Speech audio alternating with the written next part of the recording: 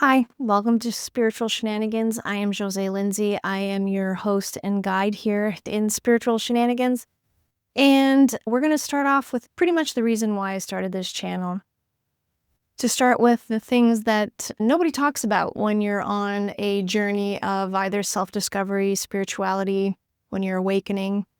What seems to be the case when you look around, you think that once you've discovered yourself, once you've improved yourself, once you've awakened to a spiritual level, once you've meditated enough and that you're spiritual enough, you elevate, activate, you get enlightened, and your life goes like from this level to better and better. And then you're in this like utopia and everything is just butterflies and unicorns, and you're living in this magical land if you could just meditate enough and, connect and align yourself enough to the universe, to the field, to whatever you call it.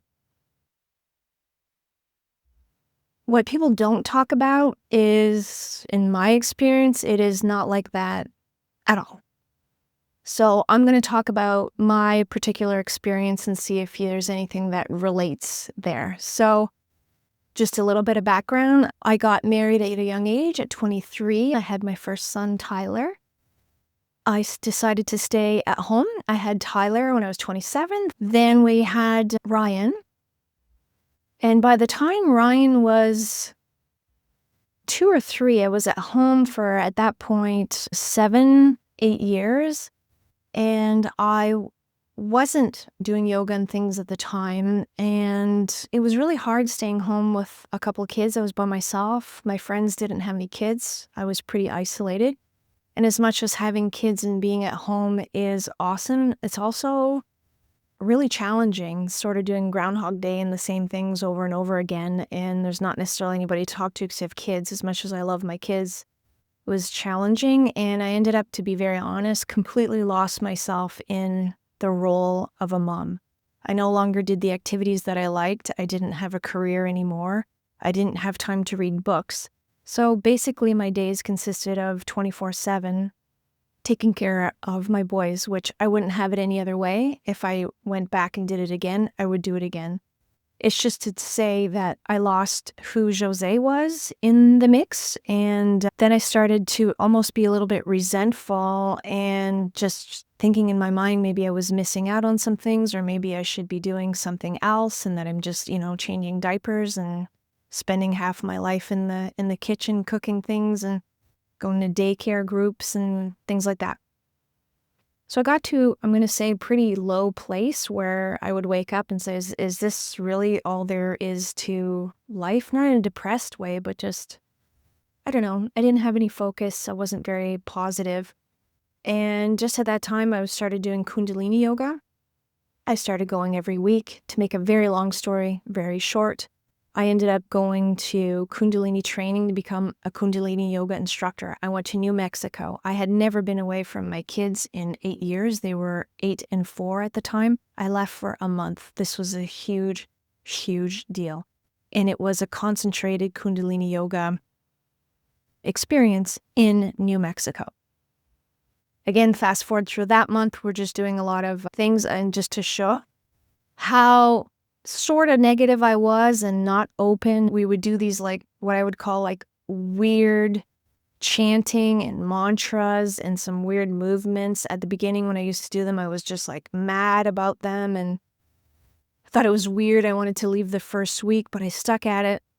And a lot of experiences there. Just to let you know, by the end of the month, I was a totally different person. So it completely changed me. It released some kind of energy. I began to see the sky, like the blue sky, hear the birds. I was totally different and happy for no reason. Again, fast forward, go back home. And then with that awareness and with that different perspective in life, nothing in my old life made sense. Absolutely nothing. So you want to talk about awakening and becoming, if you want to call it spiritual or a change of perception, that in itself is really good. But when then you go mix it to a life that isn't like that. There's a massive clash. It doesn't go together really well. That's my experience. I came back wandering in the house a lot, like wondering what I used to do and the shows I used to watch, and I was lost for a very, very long time. Nothing made sense. I had a hard time mothering my kids. All the things that I didn't want to tell myself came to light, and I began to realize that being in this marriage wasn't necessarily something that I wanted to continue. There was absolutely nothing wrong with my spouse. He was a great guy. We just got married at a really young age. So we ended up having a divorce. We ended up changing houses, having the kids 1 week. That's just to tell you one micro thing of a whole chain of events that were very, very, very difficult. I don't want to go too much into the weeds, but on top of that, just nothing makes sense anymore. Like your career, where you think you might work, doesn't make sense. Relationships that you had with your friends don't necessarily make sense anymore. How the world exists, politics. So before you elevate to other levels, what I experienced is my entire life crumbled the way that it was. I didn't go from where I was to higher and higher. I went from absolutely everything beneath my feet, the solid ground, just opening up and swallowing me. Nothing made sense. I was lost for a long time, and I want to call that period the void. The void is what nobody talks about. You have your previous life, you have some experiences of whatever you're going through that causes some kind of awakening, some kind of difference, and then you've got this void before it gets better. And that void, when I say it's challenging, is the understatement of a lifetime. It is very difficult. No meditation. Yes, you can feel good in a meditation, and you get out of the meditation and the world around you is still crumbling. That's the part that nobody talks about, and I think that's the part that's actually normal. When you're evolving, the things that don't make sense anymore crumble for you to evolve, and then you might go to another level, and then that crumbles for you to evolve. Looking back on it, it's made sense, and there's other things that I will go into in other videos. But the analogy of a butterfly that starts off with a caterpillar, so let's say I was a caterpillar all my life until my 30s, and you're thinking like, I'm a caterpillar, life is pretty good, and then you get into that cocoon, and it's dark, and it gets hard, and it gets like that you're running out of room, and you want to get out of there, and it's really hard. And supposedly, like the butterfly, it starts to turn into the butterfly and it gets its wings, but it's by flapping its wings inside and being really tight that it starts to crack the shell and it goes out, and then its wings, come out, and then it's a butterfly and it's transformed. But that cocoon and that hard shell where you feel enclosed and you can't crack out of the shell and there's a lot of pain there to get out, that's what I've experienced every time I'll level up, like a video game, if you will. There's another analogy. You're leveling up, but every level there seems to be a challenge, there seems to be something else. And the void for me has been years. It's getting better and better and better, but years of finding myself, years of working on myself. I thought I would just jump into writing books, being a speaker. Everything would just come my way. I'll go on book tours and I'll do everything that way, like I've seen other people do, and that'll be my career and everything's going to be great. Didn't turn out that way. I published a book. I published it by myself. I didn't know what to do with the book. I didn't know how to market it. I did some talks at schools, but eventually time runs out, and then I had to go get jobs, and jobs that weren't necessarily my favorite, and jobs that clashed a little bit. So, to make a very long journey of several years short, there's that really messy part before you evolve. Then it's how you respond to the messy part. It's how you are on yourself, accepting yourself where you are, working on yourself, taking it a step at a time, and getting yourself out of that void one step at a time. So for myself, now I'm working less so that I have time to do videos, taking time on my time off to do the things that I love, like these videos. I'm going to be doing meditations. This is my passion, and this is what I'm going to be doing more. But also, I forgot to tell you, in that void of not working out as an author, not financially being viable by myself, I ended up moving back in with my mom at 40. And I was there many years with 2 kids. In that time that I moved back in with my mom, my relatives did not take that very well. My siblings stopped talking to me for a couple years, and my family had a really hard time for us ending our marriage as well. So I forgot to tell you the backlash that I got from my family, relatives no longer talking to me. And the other thing that you're going to experience is that the people around you want the old person that you were, and they have a hard time relating to the new person, even if you're more positive and you might be nicer and grateful. It's just different to them, and they're not relating to the new person. So it'll take them a long time to come around to you too. So you lose relationships. People start to treat you not well. You're not accepted in the circles that you were accepted. You're not accepted in your own family sometimes. Like, these things are brutal things that nobody talks about. Because when you're changing, it's different. And people like sameness, like the same thing. Your friend's always the same, your daughter's the same, your sibling's the same. And when you change, it's uncomfortable for other people.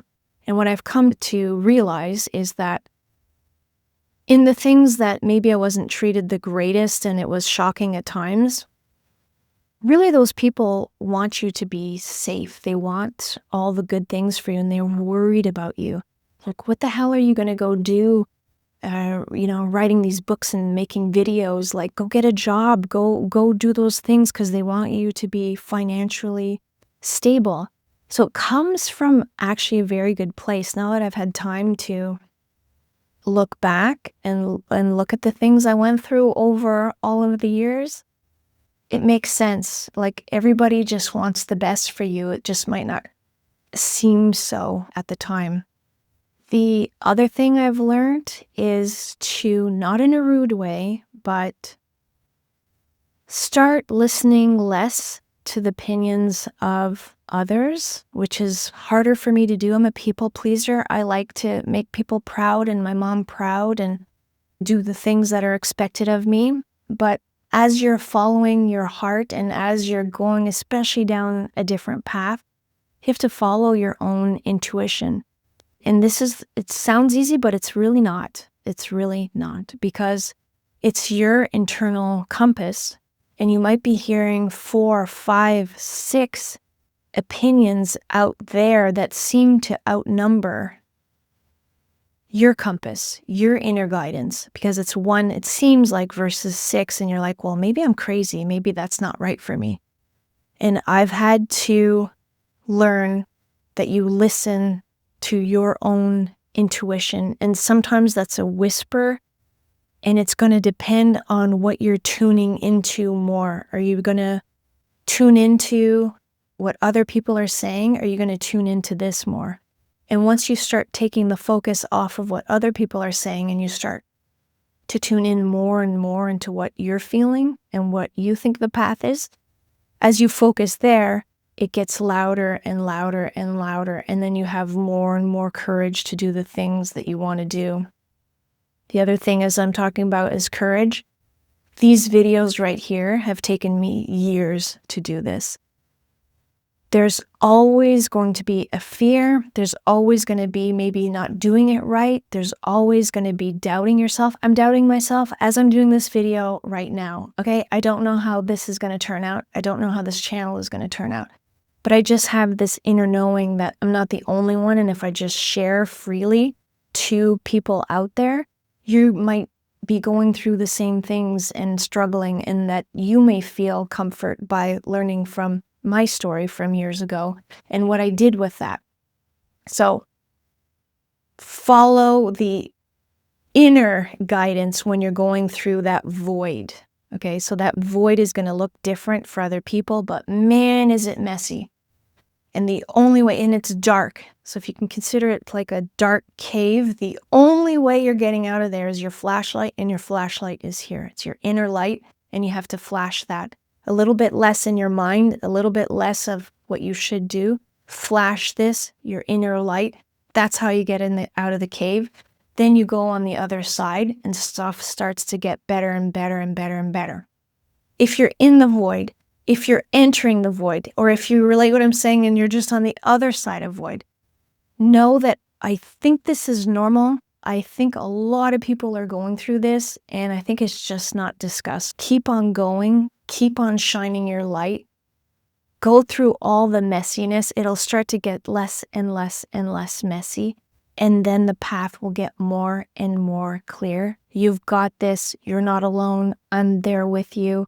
Thank you for listening. Thank you for being here. I wish you all of the best. Be yourself. Much love.